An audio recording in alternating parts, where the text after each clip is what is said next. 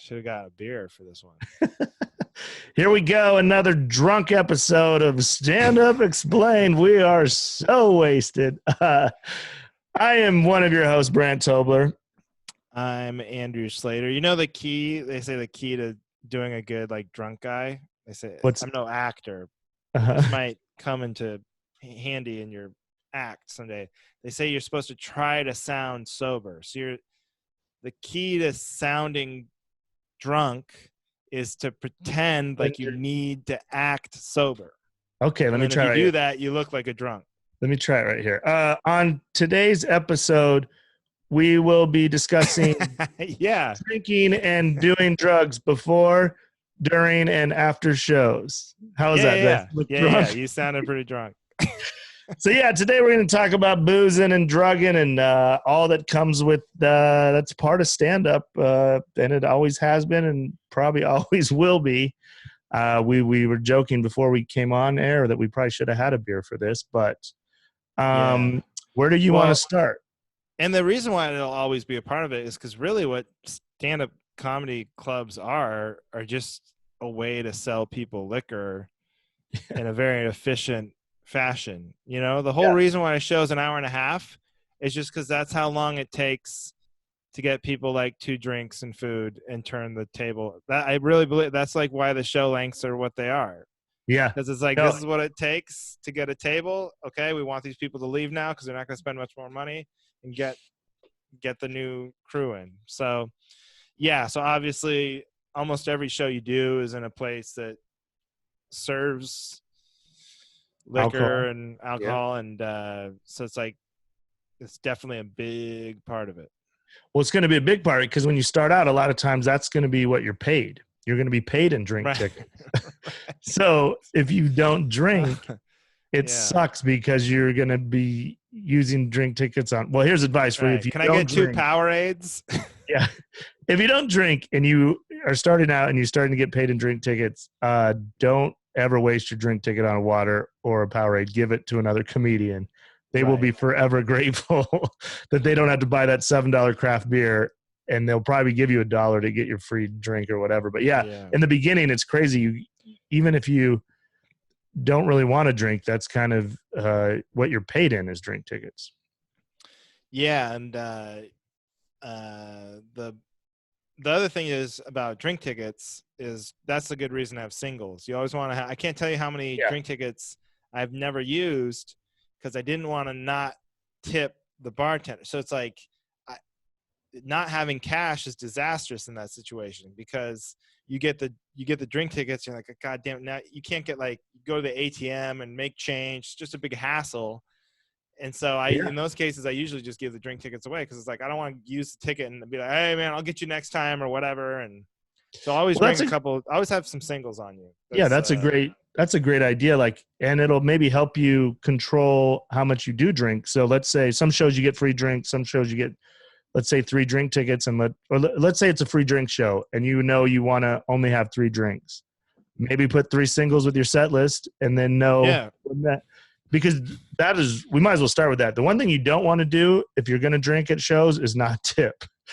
Make sure you get ahead of that. Like Andrew said, it is better to, as much as you want that beer, if you don't have that money, don't do that because. And like you were saying, the best thing you can do with it then is just hand it off to a comic who really wants it, But you don't need to be using drink tickets and not tipping. It's disastrous.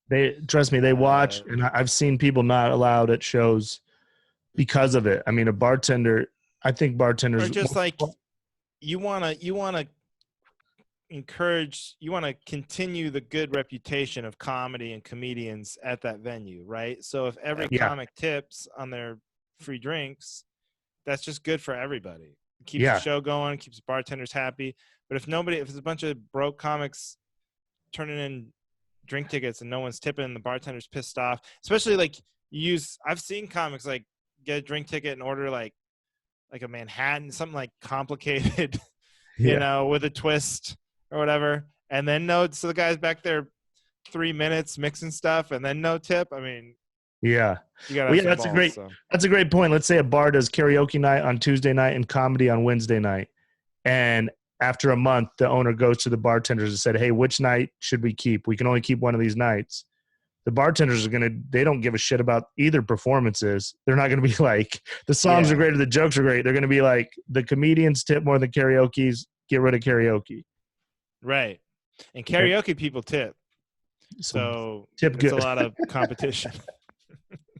But no, so do you drink before you go on stage, Brandt, Tobler? I'm to the point now where I have, I usually get a beer or a White Claw, whatever I'm drinking, as I'm heading in maybe the last 5 minutes before I go on stage. So let's say if I get to a club, I'll hang out, say hello to everybody.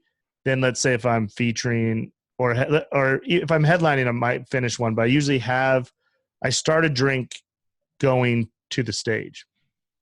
And that's like intentional. You do that because that's what you want. You want to have a little drink before. Yeah, but my tolerance is so high. It's more of just like I wouldn't say superstition, but it's just like I don't feel that a half a White Claw or a half a beer, whatever I'm having. It's just kind of like it's just part of my routine now. I get to the bar, say hello, get a drink, and then I have a couple drinks of it, and then go time. You know. Well, that's funny because that even when I was starting out, there's a lot of stuff I was stupid about, but one thing I think was kind of smart is I used to never drink before I went on stage. And the reasoning was like, I don't want to one night, have like 6 beers, go on stage and be the funniest I ever was. And then tell myself, well, I guess that's just the way I have to do it. Yeah. Like now I'm going to have to go get drunk every time. I'm going on stage every night, I don't want to do that. So I tried to avoid it for a long time, but then I just loosened up. And now I have no routine when it comes to it. I don't do what you do. I don't like have a system. Most shows, I'd say most like shows, 9 times out of 10, I probably don't have a drink before at least the first show of the night, if it's a 2-show night. But if it's at a comedy club, I usually have like a couple beers throughout the night. But I do try to not be drunk I don't think luckily for me, I do not think I'm funny or drunk on stage. Yeah. It's happened to me like a handful of times, and it's usually not great. I've done it way too many times. It's not something I should ever do. I mean, I'm okay. It's wild. It's not a good idea for me, at least. And then, so I'll drink. Where I get myself in trouble is if I drink, I'll have a first drink or maybe a drink before the show or whatever. And then after the first show, if I'm out selling merch or hanging out, then when people bring me shots and want to buy drinks, I'm so bad at saying no to that, even stuff I don't want, because I'm just trying to build a fan base. And it's hard to say no when someone comes over and says, hey, man, you are so funny. I want to buy you a shot. Right. I never want to be that dude like, so I just do it. And that's got your manhood is on the line. You're like, they start to question. Yeah, if you don't turn down something, then it's like, oh, what's wrong with you? Like, it's like you're the only night of the week you're going to be out. Like, that's what people don't understand. Like, this is their big night out. They're going to go get hammered. Like, this is every night for me. I can't. This isn't like the night I get to let loose, Yeah, so I struggle with that part, is just doing, because and of course, starting out when you're broke, you just take anything for free. People are like, let me buy you a drink after. Oh, yeah. I've seen comics go, okay, I'll take a drink and a shot. And they're like, and the audience is like, oh, this guy. But I've also seen comics be like, I don't drink. Can you just get me nachos? I'm like, I don't know if I would do that. That's pretty aggressive. I learned a bad lesson because I don't like, me and you are kind of the same, where we're not big shot guys. Yeah. We don't take a lot of shots. And me especially. But then if a audience member ever offers to buy you a drink, go with the shot. Yeah. Because I've gone the other way before. We're like, okay, I'll have a beer. Now you're in it for this whole beer. You're talking to this guy, or like you're talking to him the entire beer. And a beer can take a while. Amazing. You might not want to be there a while. A shot is 3 seconds. It's going to hurt. The best advice you'll ever hear on here. And I remember I got that too late in my career, because you're exactly right. You take a shot, you have to spend 5 seconds with them. A beer, you're at least 3 to 5 minutes. And then, so yeah. And that might be funny. 3 to 5 minutes you'll never get back. So Yeah, and then one time, because you do feel pressure, and again, like, if you actually do have a problem with alcohol, comedy can be really hard, because it's just constantly around, and the peer pressure on you is insane. Because one time I got sent this weird thing on stage. I was in some hick town, and they send me some weird big green looking thing, so I just start drinking it, and then everyone's all mad. They're all distracted and mad. They're like, "Hey, where?" And I'm like, "What?" It's like, "It's a shot." And it's like, "Oh, now I gotta chug this giant glass, God knows what chemical nonsense, rock star, whatever it was." I was like, "God damn it," So now you never feel less like an artist than chugging some glass of alcohol because the mob yelled well, at you that's too. that this will happen to you in your career, and it's a perfect. What you're saying is, they'll bring you a shot, and then you won't know what it is. It'll be whatever color, and then you'll ask the audience, "Hey, what is this?" And the audience, or you'll ask the waitress, and the audience will get so mad at you. Where no other place in the world could you just come hand somebody a green fluid, right? And if they asked what it was, you'd be like, "Well, how dare you ask what this crazy shit is?" So that's always funny. That's always a good way to get a joke, because it'll happen every single time. No matter what, the waitress will bring me something. I'll ask the waitress or crowd, "What is it?" They'll scream at me. And then I'll say, "Are you out of your mind that I'm just supposed to take anything you guys bring up here?" Just take it. Just do it. And then the fact that you won't tell me makes me way more suspicious that you put like motor oil in this or something, It has happened. If it was something good, you would just say Patron, but you aren't paying for that. And let me tell you something, it's never Patron. It's never Patron. Right, because the guy who buys it, he's not getting any extra credit, No one's ever going to know if it's top shelf, so he's buying you the worst thing. So yeah, we'll go through it. So before the show, I think most people tend to stay very cautious, maybe have a drink, or obviously no one's just like, "I'm getting wasted." Even Bert Kreischer, who's famous for drinking beers, he won't really drink that first beer till he comes out on stage, and then all bets are off. But then when you get on stage, I don't really like to order from the stage. I don't know what your thoughts are about that. Just like then having someone, the problem with ordering from the stage, let's say you want a beer or something on stage, the people will never bring it to you in the right time. You can always have someone. So you just don't really, I would discourage that. If you want to have a drink on stage, even if let's say I'm headlining, I'll bring 2 beers with me and set them on the stool, because asking for a beer and then they'll just never bring it at the right time. Even a water, well, first of all, this is all for like if you're doing an hour or 45 minutes, if you're featuring or a host, you don't need to be yelling at the servers like, "Hey, can I get a beer?" It's like, it's 20 minutes, you know what I mean? You're gonna be fine. But I'm with you. I don't like, it's like a rhythm thing. And first of all, I don't want to get drunk up there. It's absolutely has never made me funnier to be drunk on stage, and so I just know that, at least about me. So like, I don't need it. And pretty much everybody. Right. Yeah. That's pretty much a universal rule too. Because there's such a tipping point from it when it's funny, and then once it stops being funny, it's like such a train wreck, and it never ends, because you have once you're drunk on stage, you have no gauge to know. You lose this sort of self-awareness of like, is this going on too long? Are people mad at me? Was that the light I got 20 minutes ago? Like, and it's just not a great which again goes back to your original point. The only reason you're there is for them to sell booze. And at the end of your act, they've already shut off booze sales in the room and dropped the checks. So when you're drunk going on and on for your own ego, which we worked with a guy, I know a guy that would do it constantly, and the crowd would be so mad at him because he would get drunk on stage. They'd give him the light. Then he'd do an extra 20 or 30 minutes.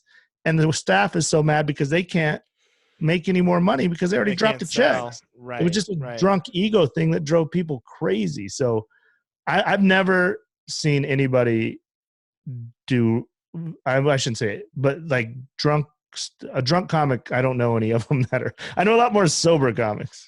Well, and it's ironic too, because now they have these shows where you go up, you do a set, then you get super drunk or super high, depending on the type of show, and then you do another set.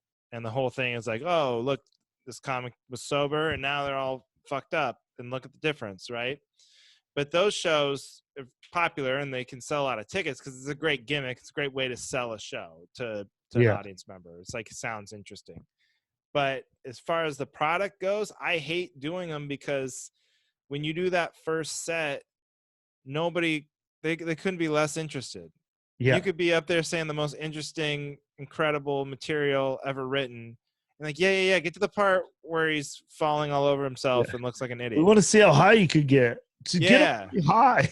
Just go get this. Like, they're just like banking this just to remember. Oh, okay, it's a normal person who can talk. Get to the part where they make an asshole out of themselves. Yeah. And so I guess people love those shows, but I don't know if it's the greatest. Well, that's the thing. You'll get your chance. The more you do comedy, eventually you're going to get to do on those shows, and you can find out how funny you are drunk or super high. But I don't think it's a good idea. And then the other thing, like after the show, what I was just thinking, sometimes I don't want to drink after the show. I've gotten this lecture a lot early in my career when if you're friends with the venue and then the bartender's like, and someone comes over and they're like, hey man, can I buy you a shot or can I buy you a drink? And then you're like, oh no, I'm good. And the bartender would just look at me like, you motherfucker, those they were about to buy. Yeah. So I've learned, like I have a deal with my bartenders here at my home clubs. Like even if, let's say if I don't want to drink, which is rare that it happens, but if it does, I'll be like, hey, I'm not doing it tonight. So, if someone comes over and then people order a bunch of shots and are still having fun, and then the bartender will just give me like a little one, or like a lot of comics you'll see order shots and then get fake shots. And that was a way for me to just bond with the bartenders, which helped over time, and they could still make money, but I didn't realize the game. The other mistake, if you're trying to make friends with a bartender, is not to go, because sometimes you'll be at a club and you'll get drinks for free, like all the drinks you want, if you're working there maybe. And an audience member will come up to you and go, hey, can I buy you a drink? It's like, no, I got these drinks for free. Yeah. Yeah, that's more. You want to go ahead and just let that audience member, because guess what? You're not even, I know you're thinking you're doing that person a favor by saving them the money, but they're not doing that because they want to buy you the drink. That's like, that's part of the fun, is that they get to spend the money. It's not going to make them they're not going to be so relieved, like, oh, thank God I don't have to spend this $7 on this comedian, right? They're just going to be very happy to do it, and that's why they're offering in the first place. Yeah, that's a much better example of it. That's more what I was trying to say, is when you get them for free. And that's I remember the first time he gave me this look like, what are you doing? This guy's like, hey man, let me get you a shot and a beer. And I was just like, I'll just get one for free. And I could see like the $17 on the bartender's face, like, are you all right? And I was like, oh, okay, my bad. But that's, again, another way to bond with your bartenders. That'll have you, the better you treat the staff, they're going to have your back. That's, again, karaoke comedy night. They're going to remember that the comedy people were cool and try to help everybody and support the business, where at karaoke we're like, screw it. And neither of us are big drug. Yeah. So you're like a no drugs ever. I've never times in my life. So yeah, I've never done a drug in my life, which has been crazy, which I'll tell you, I'm totally comfortable with my decision to never do a drug. And it's, for those that don't know me, my dad was a drug dealer and in prison and a bunch of stuff. So I've just chose not to do a drug. But I never thought I'd say this, but I regret it so much. I shouldn't say I regret it, but I have missed out on some of the coolest opportunities, because most comedians at least smoke weed, and that's kind of a real bonding thing. And there's been so many times when the biggest comedians in the world are like, hey, we're all going out to smoke, you want to go? And I'm like, nerd boy will just sit right here and drink his seltzer beer. And I don't get to go with and I just have to be like, oh, this sucks. I mean, but I will say that if you do drugs, you will get a chance to do drugs with some really cool people. Well, yeah, the networking, both, that's the thing with drinking and weed. I'd say we missed the big cocaine days. I've never seen cocaine actually in a comedy club before. The way they talk about it in the 80s and 90s, you would have think the place is made out of the stuff. but I've never actually seen it. But I think the big sort of networking opportunities are like either smoking weed with comics or going and drinking with comics. And so again, if you have problems with that stuff, or like you don't, like you said, you don't do drugs, some people don't drink or do drugs, it can be like, I don't know, bummer. But what I've noticed now, it seems like the newest thing is like so many comics are sober now. So many comics had problems with it. So there are like networking opportunities the other way. Like there's so many comics now who don't drink or do drugs where I'm sure you could bond with them over that. Well, yeah, there's two different camps kind of that. You're right that I remember in the beginning, I wouldn't, people go smoke and I just have to wait inside or they'd come back.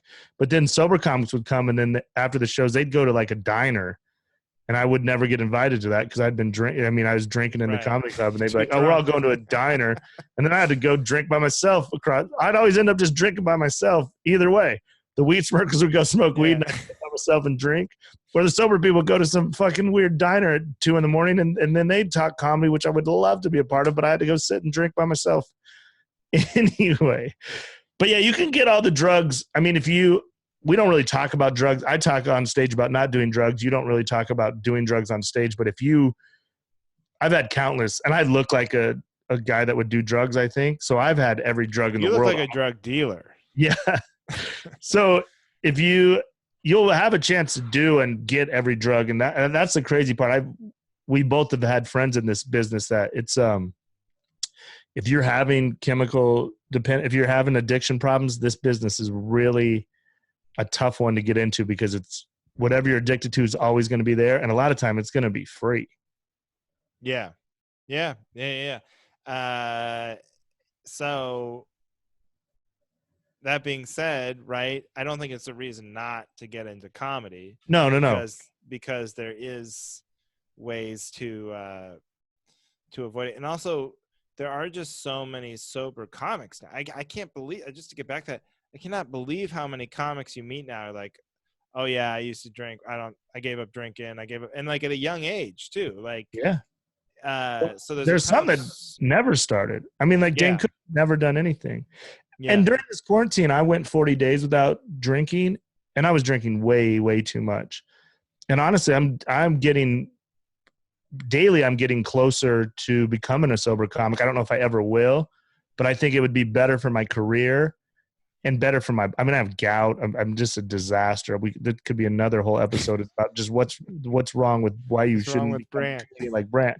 But I think I'm getting closer every day because I'm losing the fun of it. I can't do shots really anymore, and I don't recover as much as I did. And I think I would just be better because now when I drink, if I get wasted till 2, I sleep till 2 the next day. Yeah. And I'm laying there in bed miserable knowing that every other comic is out busting their ass and I'm not. Right. So I think I see why. And if I had like a kid or something, I would have to change my ways for sure because this lifestyle is not.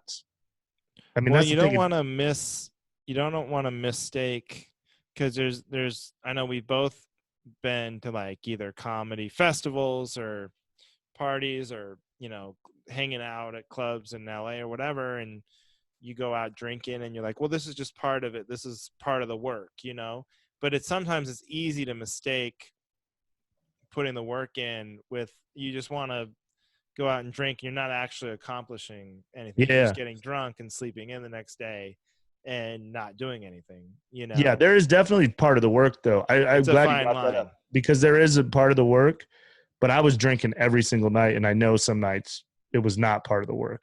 I'm very honest with myself and I know I can wake up every morning and go, okay, that was good. That one hurts a little, but I think what we did and you're networking, it was a bonding night, and then there's other nights. It's like that's bad. We don't have a lot of money. Why did you do that? We feel like shit. Why did you do that?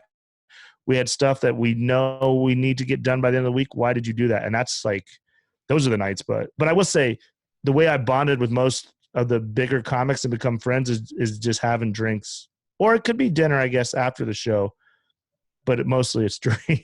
Yeah. No, I think that's true. And for better or worse, I also think the other thing I'd say, if you do drink and you don't have, and you're not getting drunk on stage, sometimes if you're in a tough room, or like a room that you like, I don't really know how I'm going to relate to these people, sometimes it does not hurt to have to go on stage with a beer or a drink.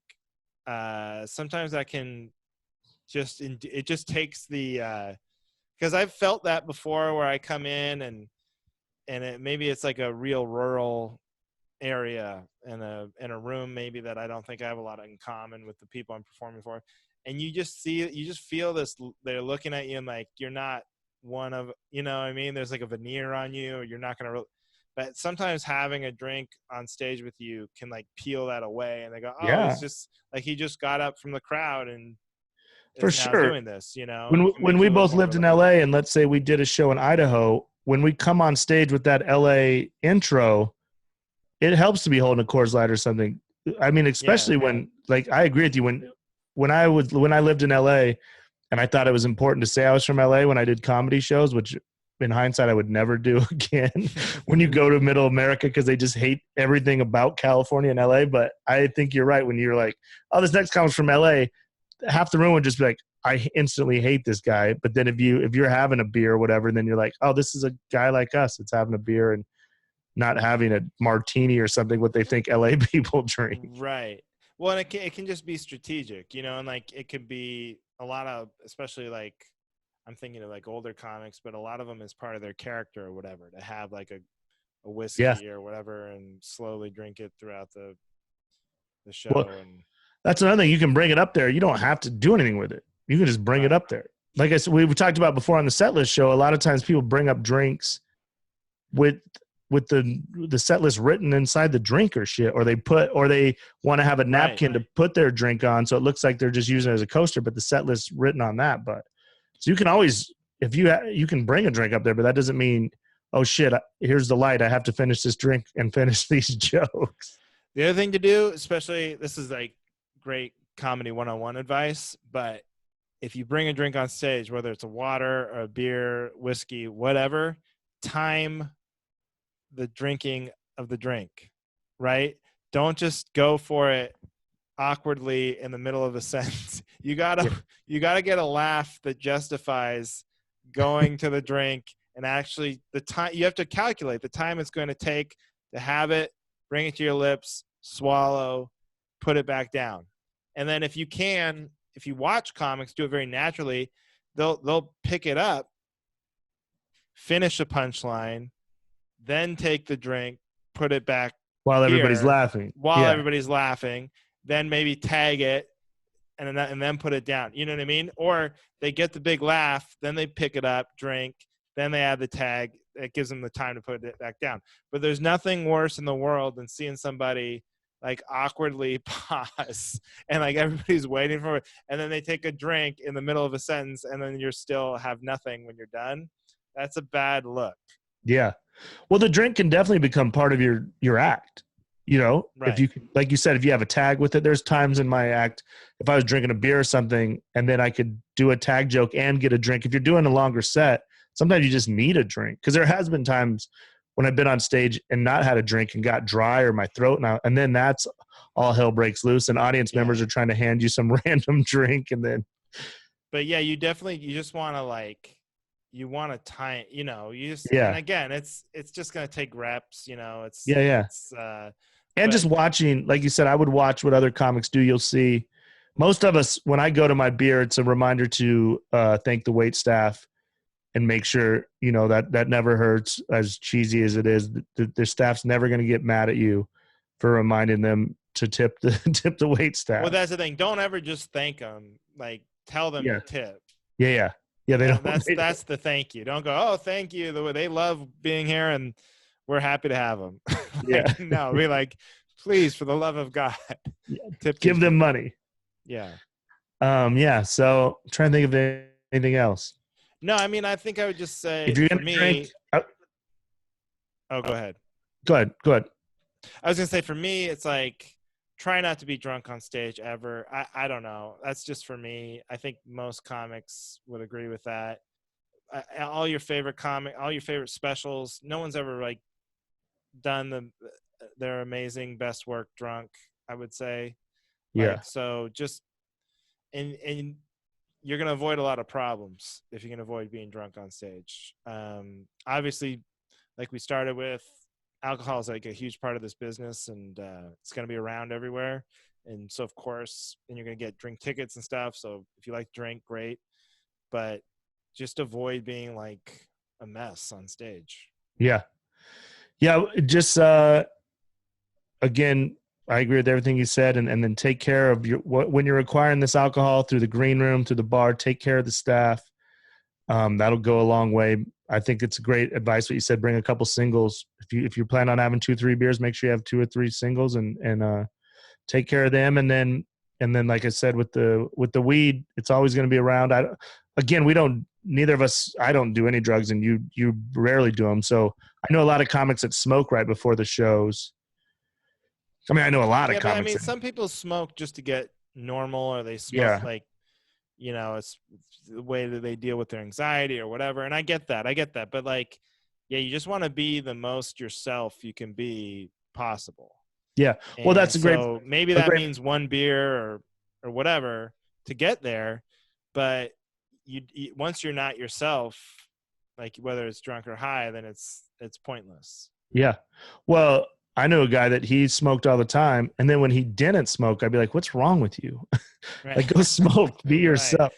Right. A lot of, especially here in Denver where weed's legal, there's a ton of comics that they'll all go smoke right before the show, and they're fine. I mean, it's the same thing. I would just say too much of anything. If you do coke, any of that, don't do too much of anything before a show. You want to stay at the level, and then I would just say be careful after the show, because a lot of times mainly alcohol, but if you're looking for drugs, you're going to get a lot of you'll be able to get a lot of drugs for free. Yeah, and the problem with drugs, well, weed, like you said, weed's legal. It's not as much of a problem.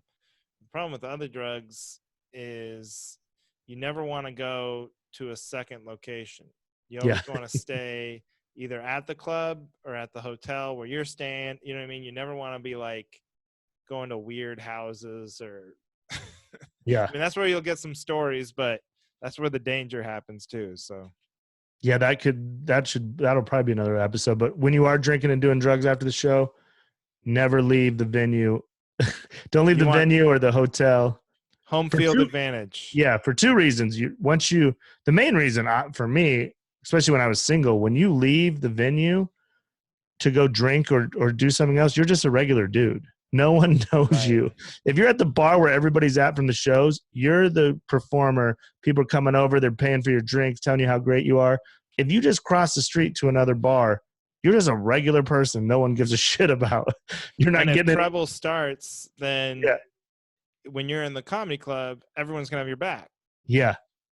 But when you're, like you said, if you're at a random bar in a town you're not from and you're by yourself, there's no one's got, Yeah. Yeah. That's some other great advice. Don't ever leave the venue. So especially, I mean, again, since I don't do anything with drugs, I don't know a lot, but I would just be more careful with drugs. Again, I'd say, okay, if you're going to do drugs, you don't want to leave the venue.